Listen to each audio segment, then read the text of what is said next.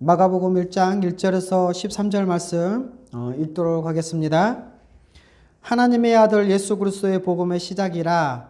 선지자 이사야의 글에 보라 내가 내 사자를 내 앞에 보내노니 그가 내 길을 준비하리라. 광야에 외치는 자의 소리가 있어 이르되 너희는 주의 길을 준비하라. 그의 오실 길을 곧게 하라. 기록된 것과 같이 세례 요한이 광야에 이르러 죄 사함을 받게 하는 회개의 세례를 전파하니 온 유대 지방과 예루살렘 사람이 다 나아가 자기 죄를 자복하고 요단강에서 그에게 세례를 받더라. 요한은 낙타털 옷을 입고 허리에 가죽띠를 띠고 메뚜기와 석청을 먹더라. 그가 전파하여 이르되 나보다 능력이 많으신 이가 내 뒤에 오시나니 나는 굽혀 그의 신발끈을 풀기도 감당하지 못하겠노라. 나는 너희에게 물로 세례를 베풀었거니와 그는 너희에게 성령으로 세례를 베푸시리라.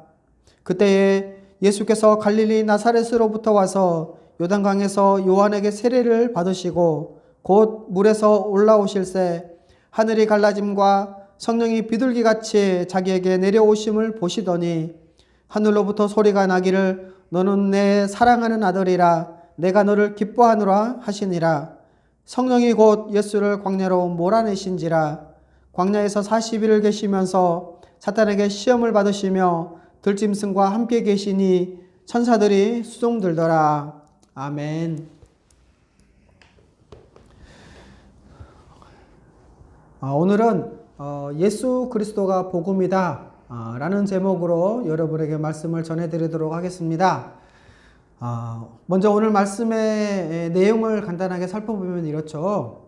마가복음은 예수 그리스도의 복음으로 시작된다고 말씀을 합니다. 바로 선지자 이사야의 글을 통해서 하나님은 그분의 사자를 보내셔서 주의 길을 준비하신다고 말씀하시죠. 그리고 그 말씀대로 세례 요한은 광야에서 죄 사함을 받게 하는 회개의 세례를 전파합니다. 이때 온 유대 지방과 예루살렘 사람들이 자기 죄를 고백하고 세례를 받죠. 세례 요한은 자기에게 모여든 이 사람들에게 자기보다 능력이 많으신 분이 오실 것이며 그는 성령으로 세례를 베풀 것이라고 합니다. 요한에게 세례를 받으신 예수님은 성령에 이끌려 광야에서 사탄에게 시험을 받으시고 그 사탄의 시험을 이기신 예수님에게 천사들이 나와서 수종을 들죠. 이게 오늘 말씀의 내용인데요. 말씀을 하나하나 살펴보도록 하겠습니다. 여러분, 우리는 이 세상을 살아가는 그런 우리의 삶을 볼 때 우리의 삶의 무게가 만만치 않다는 것을 다들 공감하실 것입니다. 우리의 일상은 뭐가 그렇게 바쁜지, 왜 그리 해야 할 일은 많은지 마냥 분주합니다. 그리고 항상 피곤에 지쳐 있죠. 이런 생활을 따라가다 보면은요, 신자로서의 정체성도 그리고 삶의 방향도 잃어버린 것 같지 않습니까? 그러다 보니 드는 생각이 지금 이렇게 사는 것이 신자로 살아가는 것이 맞나 싶죠. 이럴 때 대부분의 성도들은요, 다시 힘을 내리고 애를 씁니다. 그래서 마음을 다잡고 기도를 시작해 보기도 하고요, 성경 읽기를 시도해 보기도 합니다. 이것이 바로 일반적인 신자의 반응이죠. 우리가 이렇게 힘을 내고 성경을 펼쳤을 때요, 대개는요, 창세기 1장 혹은 마태복음이나 마가복음, 누가복음, 요한복음 1장을 펼쳐보죠. 그런데 여러분, 창세기 1장은요, 뭐라고 말씀하고 있죠? 태초에 하나님이 천지를 창조하시니라. 또 신약의 마태복음 1장 1절은요, 아브라함과 다윗의 자손 예수 그리스도의 계보라 이렇게 말씀합니다. 그리고 우리가 읽었던 마가복음 1장은요, 하나님의 아들 예수 그리스도의 복음의 시작이라. 그리고 요한복음 1장 1절은요, 태초에 말씀이 계시니라. 이 말씀이 하나님과 함께 계셨으니 이 말씀은 곧 하나님이시라. 이렇게 말씀하고 있어요. 여러분, 이 말씀들은요, 모두가 하나같이 하나의 선언으로 시작된다는 거예요. 특히 신약은요, 예수 그리스도에 관한 선언입니다. 우리는 이 선언을 읽으면 마치 잠자고 있는 우리의 영혼을 두드려 깨우는 것 같지 않습니까? 우리가 믿는 하나님, 우리가 믿는 예수님에 대해서 다시 생각하게 되지 않습니까? 우리는 오늘부터 마가복음의 말씀을 살펴보려고 합니다. 그래서 오늘 우리가 읽은 이 말씀은요, 우리를 향한 구원의 복음, 하나님 나라의 복음을 하나님이 어떻게 시작하는지를 말씀하고 있다라는 거예요. 그래서 자세히 살펴보도록 하겠습니다. 첫 번째는요, 하나님은 선지자를 통해서 말씀하신 대로 예수님의 길을 준비시키셨습니다. 마가복음 1장 1절은요, 하나님의 아들 예수 그리스도의 복음의 시작이라 이렇게 선언을 합니다. 여러분, 우리가 여기서 알 수 있는 분명한 사실은 무엇입니까? 첫 번째는요, 예수님은 하나님의 아들이시다는 겁니다. 그리고 두 번째는 예수님은 그리스도라는 거죠. 그리고 세 번째로 바로 이 예수 그리스도가 복음의 시작이라는 겁니다. 여러분, 예수님이 하나님의 아들이라는 것은요, 바로 그분이 하나님이라는 것입니다. 하나님이 사람으로 오신 것이죠. 왜요? 마태복음에서는요, 이 예수님의 탄생을 그가 자기 백성을 그들의 죄에서 구원할 자로 오셨다고 설명을 합니다. 그래서 예수님을 메시아, 그리스도, 다시 말해서 기름 부음 받은 자, 선지자요, 제사장이요, 왕, 즉 구원자라는 것이죠. 예수 그리스도는 하나님의 영원한 진노 형벌 가운데 놓여 있는 우리를 구원하실 구원자요, 우리의 왕이십니다. 1절 계속해서 예수 그리스도의 복음의 시작이라 라고 선언을 하고 있죠. 여러분, 성경의 다른 번역본에는요, 예수 그리스도에 대한 기쁜 소식, 또 예수 그리스도에 관한 복음, 이렇게 번역을 하고 있습니다. 무슨 말입니까? 예수 그리스도에 대한 소식, 다른 말로 표현을 하면은요, 예수 그리스도와 그분에 관한 모든 소식이 복음인 것입니다. 그리고 그 복음은 예수 그리스도로 시작됩니다. 그래서 여러분, 복음은요, 그가 신자든지 불신자든지 모든 사람이 들었을 때 기쁜 소식이요, 복된 소식이야 복음입니다. 하지만 여러분, 돈이 간절한 사람이, 간절하게 필요한 사람이나 취업이 절박한 사람, 또 결혼을 원하는 사람에게 예수 그리스도와 그분에 관한 어떤 소식도요, 복음으로 들리지 않을 것입니다. 그런데요, 생각을 해보면 우리가 겪고 있는 이 경제적인 문제, 또 주거 문제, 자녀 문제, 미래에 대한 불안, 인간관계, 그리고 전쟁, 질병, 자연재해 등 복잡한 이 삶의 모든 문제는요, 다 죄에서 비롯됐기 때문에 이 죄의 문제가 해결되면 우리의 삶의 근본적인 문제가 해결된다는 것을 우리는 믿고 신앙생활을 합니다. 지금 제가 말씀드린 이것에 대해서 물론 동의하지 않는 분도 있을 것입니다. 하지만 저는 이런 우리의 모든 문제들은 죄에서 비롯되었기 때문에 죄의 문제가 해결되면 우리의 삶의 모든 근본적인 문제가 해결된다고 저는 믿고 있습니다. 그래서 이처럼 죄에 빠진 하나님의 백성을 그들의 죄에서 구원하기 위해서 오셨기 때문에 예수 그리스도가 복음인 것이죠. 그러므로 여러분, 시대가 바뀌고요, 또 세대가 바뀌어도 변하지 않는 분명한 사실, 명백한 진리는요, 예수 그리스도와 그분에 관한 모든 소식이 복음입니다. 신자든지 불신자든지 모든 사람에게 복음인 것이죠. 여전히 내 눈앞에 있는 긴박한 문제를 해결하기 위해서 혹시 여러분 지금도 다른 복음을 찾고 있습니까? 예수 그리스도와 그분에 관한 복음 외에 다른 복음은 없습니다. 2절 말씀하시죠. 2절 말씀하고 있죠. 선지자 이사야의 글에 여러분 2절은요. 선지자 이사야의 글에 이렇게 시작을 합니다. 그리고 그 내용은요. 하나님이 그분의 사자를 보내시겠다. 그 사자가 주의 길을 준비할 것이다. 라는 것입니다. 여러분 1절에서 예수 그리스도의 복음의 시작이라고 했잖아요. 그렇게 했으면 그 다음에 나와야 하는 것은요. 예수 그리스도와 그분에 관한 직접적인 얘기가 나와야 됩니다. 그렇게 해야만이 더 자연스러울 것 같은데 2절과 3절 말씀은요. 선지자의 글을 언급합니다. 왜 그럴까요? 바로 그것은 예수 그리스도의 복음이 갑자기 시작된 것이 아니라는 것이죠. 여러분 하나님의 큰 구원의 의지가 하나님의 계획 속에서 이루어지고 있고요. 그 구원의 중심에는 예수 그리스도가 계십니다.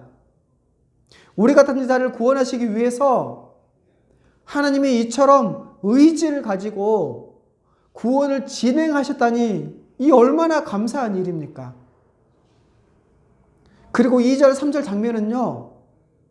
왕이 있던 시대에 왕이 가는 길에 왕의 사자를 먼저 보내서 왕을 맞이하도록 준비시켰다고 합니다. 그 장면이래요. 여러분 하나님은요. 예수님 앞에 하나님의 사자를 먼저 보내셨습니다. 이것은 예수님이 바로 하나님 나라의 왕으로 오신다는 것입니다. 그래서 선지자 이사야의 글에 기록된 것 같이 4절에 세례 요한이 등장하죠. 자, 그렇다면 여러분 어떻게 주의 길을 준비시키는 것일까요? 4절에는요. 세례 요한이 광야에서 죄 사함을 받게 하는 회개의 세례를 전파합니다. 바로 회개하고 이것을 봤을 때 회개하고 죄 사함을 받는 것이 주의 길을 준비하게 하는 것이고 곧은 길을 준비하는 것으로 보여집니다. 그런데 회개의 세례를 전파하려면요. 도시나 성 또는 시장 이렇게 사람이 많은 곳으로 가야 하지 않겠습니까? 그런데 3절은요. 광야에 외치는 소리 또 4절에서는 광야에 이르러 라고 합니다. 도시나 성, 시장이 아니라 왜 광야일까요? 여러분 광야는요. 물이 없는 곳, 척박한 곳, 사람이 살 수 없는 곳이라고 합니다. 그리고 성경에서는요. 이스라엘 백성이 광야 생활을 하며 하나님의 백성으로 훈련받기도 하고 또 고난도 당하고 심지어 하나님을 시험했던 곳이잖아요. 그리고 13절 오늘 우리가 읽었던 마가복음 1장 13절을 보면은요. 예수님이 광야에서 마귀에게 시험을 받으셨습니다. 이렇게 세례 요한은 광야에서 죄 사함을 받게 하는 회개의 세례를 전파합니다. 그런데 신기하고 놀라운 것은 5절 말씀에 온 유대 지방과 예루살렘 사람이 다 광야에 있는 세례 요한에게 나아가 자기 죄를 자백하고 요단강에서 그에게 세례를 받았다고 합니다. 여러분 어쩌면 하나님을 버리고 떠난 인간 자체가 광야일 것입니다. 하나님을 버리고 떠난 순간 인간은 하나님 나라의 풍성한 모든 것을 빼앗겨 버렸고요. 죽음을 향해 달려가고 있습니다. 하나님 없는 인간은 생명이 끊어진 삶, 척박하고 메마른 광야의 삶을 살아가고 있는 것이죠. 이스라엘은 그들의 삶이 광야와 같고 그 광야와 같은 삶이 자기들의 죄 때문이라는 것을 알았기 때문에 그곳이 비록 광야일지라도 세례 요한에게 나아갔던 것은 아닐까요?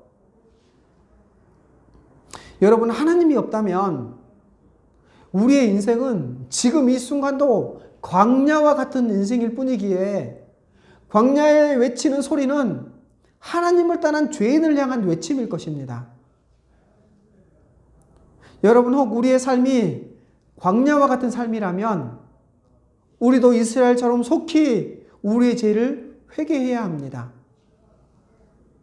여기서 잠깐 회개에 대해서 설명을 하자면요. 회개에 대한 우리의 생각은 단어 뜻에서 설명한 것처럼 돌이키다 혹은 되돌아가다, 이렇게 우리는 알고 있습니다. 그런데 여러분, 어떤 성경신학자는요, 이 회개를 이렇게 설명합니다.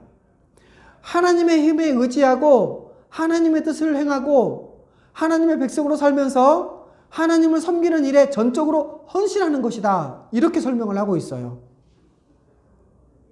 다시 종합해서 말씀드리면 회개는요, 죄에서 돌이킬 뿐만 아니라 하나님의 힘을 의지해서 하나님의 뜻을 행하는 하나님의 백성으로 살면서 온전히 하나님만 섬기는 일에 완전히 삶을 드리는 것을 회개라고 말할 수 있는 것이죠.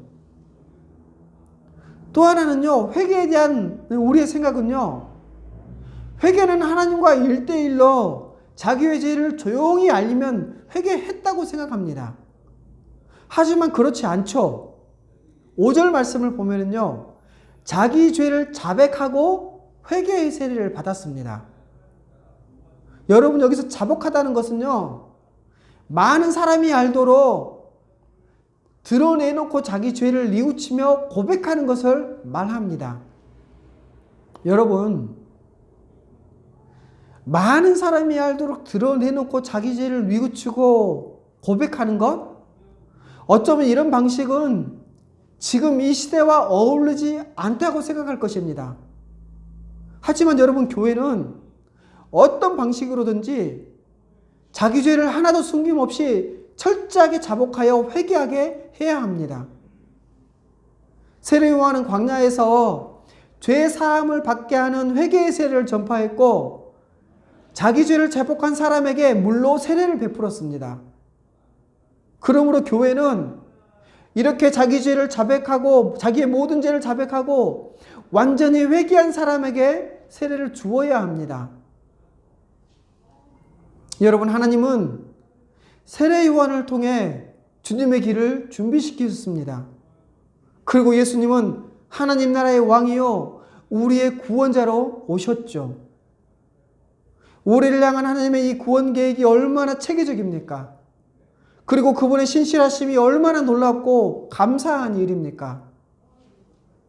두 번째로, 예수님은 능력이 많으시고 성령으로 세례를 베푸시는 분이십니다.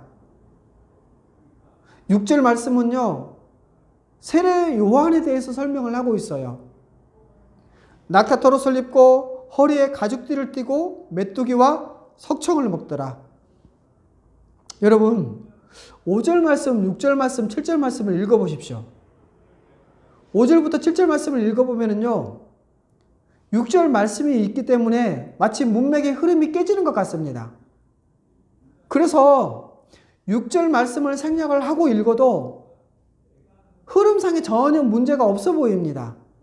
자, 그런데 마가 요한은 왜 이렇게 6절 말씀을 기록했을까요? 문맥의 흐름을 깨는 것 같은 6절 말씀을 왜 기록했을까요? 같은 상황을 기록하고 있는 누가복음 3장에서는요, 백성들이 바라고 기다림으로 모든 사람들이 요한을 혹 그리스도신가 심중에 생각하니 이렇게 기록하고 있어요. 아마도 세례 요한의 사역을 보면서 많은 사람들은 그를 메시아, 그리스도라고 생각했던 것 같습니다. 그래서 마가 요한은 6절을 기록함으로써 세례 요한은 그리스도가 아니라는 것을 드러내고 있죠. 또 6절은요, 6절 말씀은요, 말라기에서 예언한 선지자 엘리야를 연상시켜서 바로 세례 요한이 주의 길을 준비하기 위해서 하나님이 보내신 사자라는 것을 밝히고 있습니다. 그리고 성경에서 여러분, 일반적으로 옷은요, 그 사람의 존재와 신분을 상징합니다. 또 허리에 가죽띠를 띠고 있는 것은요, 긴박성과 각오, 준비된 상태를 의미하죠. 또 메뚜기와 석청을 먹었다는 것은요, 건강에 좋은 자연식이나 값비싼 음식이 아니라 그 음식을 통해서 그 존재와 상황을 드러내고 있는 것입니다. 마치 출애굽 당시에 이스라엘 백성들이 허리에 띠를 띠고 신발을 신고 지팡이를 들고 누룩 없는 떡과 쓴 나물 그리고 구운 양고기를 먹었던 것처럼 말입니다. 그래서 세례 요한은 하나님의 사자로서 긴박성을 가지고 회개의 세례를 전파했던 것입니다.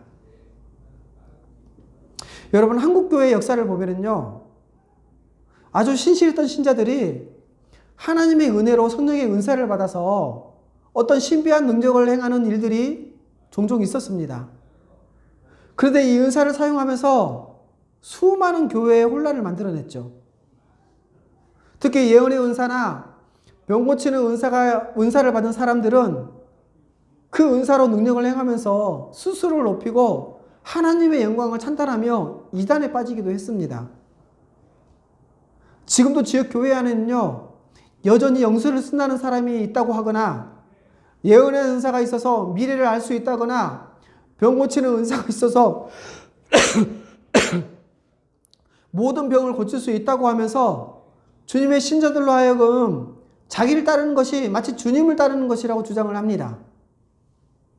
이렇게 하나님의 은사를 이용해서 목사와 교회를 자기 뜻대로 조정하려는 시도들이 무수히 많이 일어납니다. 이뿐입니까? 예언의 은사는, 이 예언의 은사나 병 고치는 은사는 아닐지라도 교회 안에서 스스로 영향력을 행사할 수 있는 위치에 있다고 판단하고서 신자들을 은근히 자기를 따르도록 만들려고 합니다. 그러므로 여러분, 우리는 이 말씀을 깊이 마음에 새기고 혹 우리도 우리의 신분과 존재를 망각하지 않을까 조심해야 할 것입니다. 하나님은 교회를 위해서 각 사람에게 은사를 주셨습니다. 그리고 그 은사를 받은 자들이 사랑으로 섬겨 교회 안에서 천국의 삶을 맛보게 하셨기 때문에 자기가 받은 은사로 한몸된 교회의 지체들을 더 열심히 섬겨서 교회의 한몸됨을 드러내야 할 것입니다. 또한 지금은 주님의 재림이 임박해 있습니다. 우리 주님이 속히 오신다고 하셨잖아요. 곧 하나님의 진노의 심판이 있을 텐데 교회는 회개하고 복음을 믿으라고 선포해야 할 긴박한 사명을 가지고 있다는 것도 우리는 명심해야 할 것입니다. 7절과 8절 말씀입니다. 세례 요한은 이렇게 말하죠. 나보다 능력이 많으신 이가 내 뒤에 오시나니 나는 굽혀 그의 신발끈을 풀기도 감당하지 못하겠노라. 나는 너희에게 물로 세례를 베풀거니와 그는 너희에게 성령으로 세례를 베푸시리라. 여러분, 세례 요한은 자신이 그리스도가 아니라 자기보다 뒤에 오시는 분, 즉 예수님을 능력이 많으신 분, 성령으로 세례를 베푸신 분이라고 증언합니다. 여러분, 예수님은 능력이 많으신 분이십니다. 그분은 성령으로 세례를 베푸시는 분이십니다. 성령으로 세례를 베푸시는 것은 성령이 우리에게 오시는 것, 성령의 임재를 말합니다. 예수님은 우리에게 성령을 보내시는 분이십니다. 그런데요, 여러분, 성령이 오시면요, 종말에 이루어질 하나님 나라의 중요한 특징이라고 합니다. 여러분, 세례 요한은 예수 그리스도이신 예수님이, 그리스도이신 예수님이 성령을 부어주셔서 새로운 세상, 곧 하나님 나라를 이루실 것이라고 말하고 있는 것이죠. 그리고 이 일은요, 예수님이 부활 승천하신 후에 오순절 때 성령님을 보내셔서 이 땅에 충만히 거하게 하심으로 성취된 것을 우리는 사도행전을 통해서 알 수 있습니다. 여러분, 우리 같은 죄인에게 성령이 오시다니 얼마나 놀라운 일입니까? 죄와는 한순간도 함께 있을 수 없으신 분이 우리의 죄를 회개하게 하시고 우리를 거룩하게 하셔서 우리 가운데 오신다니 얼마나 복된 일입니까? 이런 은혜가 어디 있겠습니까? 어떤 사람들은 이 말씀을 근거로 해서 물 세례는 능력을 받는 것이 아니기 때문에 성령 세례를 받아야 한다고, 그래서 물 세례를 받은 다음에 성령 세례를 받아야 한다고 주장을 하죠.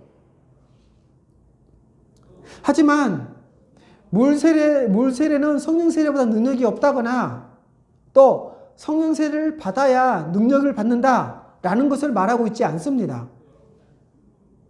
물 세례와 성령 세례에 관해서 요한복음에서는요, 예수님은 니고데모에게 물과 성령으로 거듭나지 아니하면 하나님 나라에 들어갈 수 없다고 했습니다. 다시 말해서 물 세례와 성령 세례는요, 능력의 유무를 나타내는 것이 아니라 거듭남의 증표라는 겁니다. 그리고 물과 성령은요, 레위기적 정결 의식에 대한 이 종말론적 대응이라고 할 수 있는 것입니다. 그래서 에스겔 선지자는요, 에스겔 36장 25절에서 27절 말씀에서 하나님께서 자기 백성에게 맑은 물을 뿌려 그들로 정결하게 하고 새 마음과 새 영을 주실 종말의 정결의 때를 미리 언급하고 있는 것이죠. 또 하나 말씀드리자면 물과 성령으로 거듭나는 것은요, 하나님의 속성을 사람들에게 부여할 뿐만 아니라 동시에 그들로 정결하게 하는 성령의 이중 사역을 말하고 있는 것입니다. 여러분, 예수님은 성령으로 세례를 베푸신 분이십니다.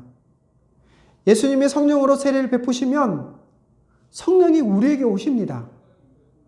그런데 하나님이신 성령님이 죄와 함께 거할 수 있겠습니까? 결코 그럴 수 없죠. 그러므로 죄의 고백도 회개도 없고 복음을 믿지도 않은 사람에게 세례를 베푸는 것은 합당하지 않습니다. 이 점을 우리가 생각할 때 교회가 세례를 베풀 때 얼마나 신중해야 하는지 우리는 알아야 합니다. 세 번째, 세례를 받으신 예수님은 성령에 이끌려 광야에서 사탄에게 시험을 받으셨습니다. 9절을 이렇게 시작하죠. 그때 바로 세례 요한이 광야의 요단강에서 세례를 베푸실 때 예수께서 갈릴리 나사렛으로부터 와서 요단강에서 요한에게 세례를 받으셨습니다. 여러분, 요한의 세례는요, 죄 사함을 받게 하는 회개의 세례입니다.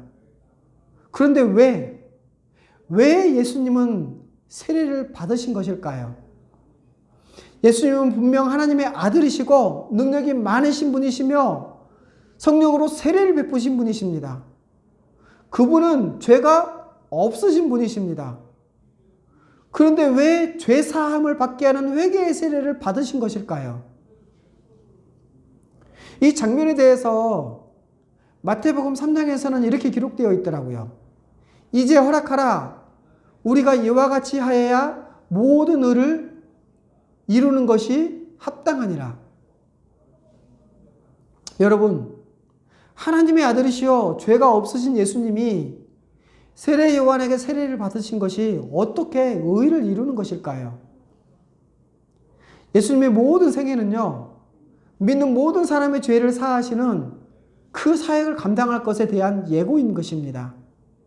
그래서 성경은 예수님이 오신 것을 바로 자기 목숨을 많은 사람의 대속물로 주려 함이라고 말씀합니다. 예수님은 모든 죄를 대표해서 죄의 형벌을 대신 받으심으로 그 죄를 사하시는 대속물로 오셨습니다. 그래서 예수님은 우리 죄를 대신 지시고 십자가에서 우리를 향한 하나님의 그 맹렬한 진노를, 그 진노의 형벌을 홀로 다 받으셨죠.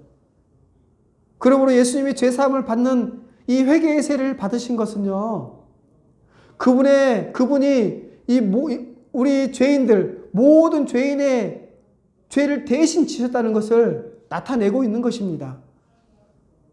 그리고 예수님의 이 십자가 대속 사역은요, 하나님의 의의 기준에 합당한 모든 의를 이루는 것이지요. 예수님은 이렇게 세례를 받으시고 10절 곧 물에서 올라오실새 하늘의 갈라짐과 성령의 비둘기같이 자기에게 내려오심을 보시더니 11절 하늘로부터 소리가 나기를 너는 내 사랑하는 아들이라 내가 너를 기뻐하노라 하시니라. 여러분, 여기에 하늘의 갈라짐과 하늘로부터 소리가 나는 것, 그리고 너는 내 사랑하는 아들이라 내가 너를 기뻐하리라 하신 이 모든 것은요, 1절에서 말씀하신 것처럼 예수님은 하나님의 아들이시며 하나님의 구원 계획을 이루실 그리스도이심을 명백하게 증거하고 있습니다. 여러분, 예수님은 하나님이 사랑하시는 하나님의 아들이십니다. 하나님은 그분을 기뻐하십니다. 그토록 사랑하시는 아들을 우리를 위한 대속물로 하나님께서는 보내셨습니다. 우리의 구원을 위해서 하나님은 그 엄청난 대가를 치르신 것이죠. 이제 우리는 예수 그리스도를 믿음으로 예수 그리스도 안에서 하나님의 사랑을 받으며 우리도 예수 그리스도 안에서 하나님의 기뻐하심을 입은 자들입니다. 여러분, 하나님이 우리를 기뻐하십니다. 그러니 우리가 하나님의 구원의 은혜에 감사하고 오직 그분을 예배하고 찬양함이 합당하지 않겠습니까? 12절입니다. 성령이 곧 예수를 광야로 몰아내신지라. 예수님은 성령에 이끌려 광야로 가셨습니다. 그리고 13절, 광야에서 40일 계시면서 사탄에게 시험을 받으시며 들짐승과 함께 계시니 천사들이 수종들더라. 여러분, 예수님이 광야에서 40일 계신 것은 구약의 이스라엘 백성의 광야의 40년을 떠오르게 합니다. 예수님은요, 참 이스라엘의 대표로서 광야에서 사탄에게 시험을 받으셨습니다. 여러분, 생각해 보십시오.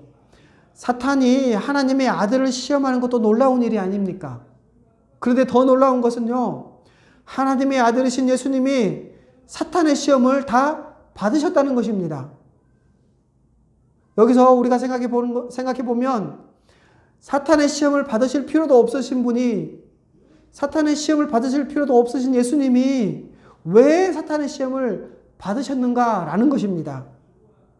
여러분, 이 시험은요, 예수님이 받으신 이 시험은 성령에 이끌려 받으신 시험입니다.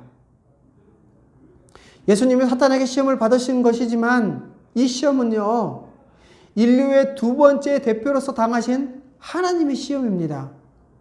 그렇기 때문에 예수님이 당하신 이 시험은 하나님이 인류의 대표였던 아담을 시험하셨던 것처럼 예수님도 인류의 대표로서 시험하셨던 것입니다.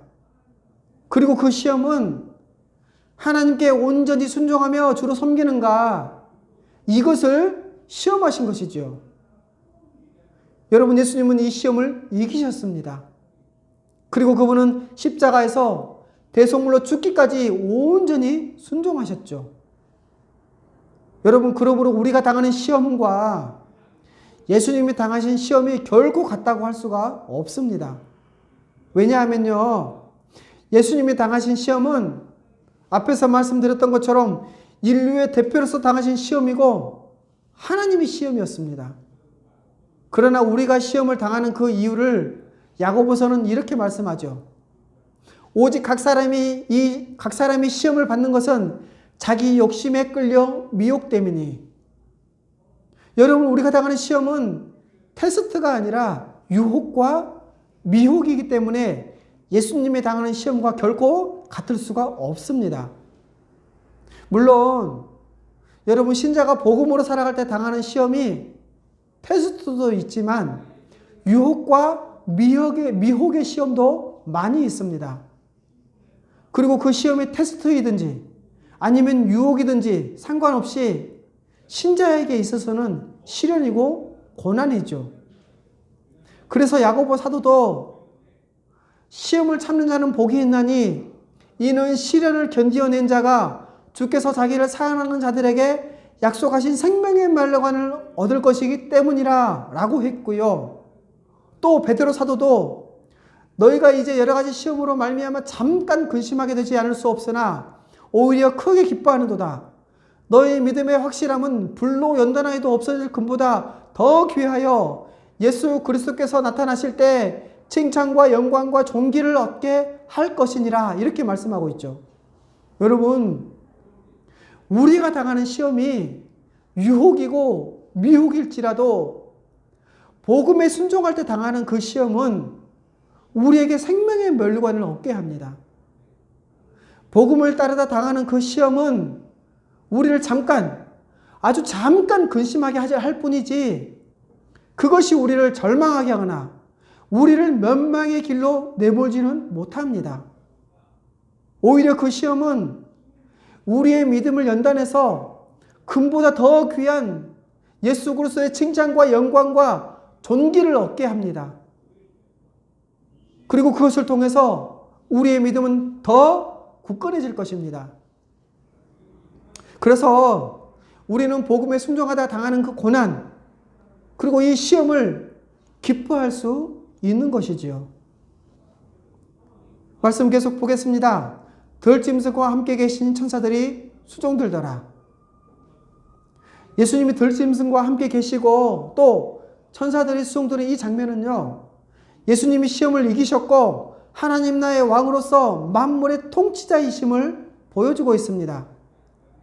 그래서 예수님은 요한복음에서 이렇게 말씀하시죠. 너희가 환난을 당하나 담대하라. 내가 세상을 이기었노라. 여러분, 우리의 구원자요, 하나님 나라의 왕이신 우리 주 예수 그리스도가 사탄의 시험을 이기셨고 십자가로 사탄의 권세를 깨뜨리셨습니다. 사탄의 시험을 이기신 우리 주 예수 그리스도를 천사들이 수종들었던 것처럼 우리도 또한 그분을 찬양하고 높이는 것이 합당하지 않겠습니까? 그분께 영광을 돌려야 하지 않겠습니까? 그리고 예수 그리스도 안에 있는 우리는 성령으로 말미암아 예수 그리스도의 모든 은혜와 자질을 다 받아 누리는 자들이기 때문에 능히 사탄의 시험을 이겨내며 승리의 삶을 살아갈 수 있는 것입니다. 간략히 말씀을 정리해 드리도록 하겠습니다. 하나님 우리를 구원하시기 위해서 선지자를 보내셨고요. 또 그 선지자를 통해서 말씀하시고 말씀하신 것을 이루시기 위해서 하나님의 사자를 보내시고 그 하나님의 사자를 통해서 예수 그리스도의 길을 준비하게 하셨습니다. 이 모든 복잡한 과정을 우리 하나님께서 거치면서 예수 그리스도를 이 땅에 보내신 그 목적은요, 바로 하나님의 백성을 구원하시고 하나님 나라의 왕이신 예수 그리스도를 통해서 하나님의 나라를 이루시려는 것입니다. 그래서 여러분, 성경은요, 하나님의 아들 예수 그리스도의 복음의 시작을 알리고 있는 것입니다. 그리고 이 놀라운 구속 사역이 예수 그리스도로 시작되었고 예수 그리스도는 우리의 구원을 위해 대속물로 오셨습니다. 우리는 앞으로 예수 그리스도를 통해서 하나님의 나라가 어떻게 펼쳐지는지, 그리고 예수 그리스도의 이 대속의 은혜가 얼마나 크고 놀라운 일인지 우리는 이 말씀을 기대하며 이 마가복음의 말씀을 하나하나 알아가며 감사함 가운데 살아갔으면 좋겠습니다.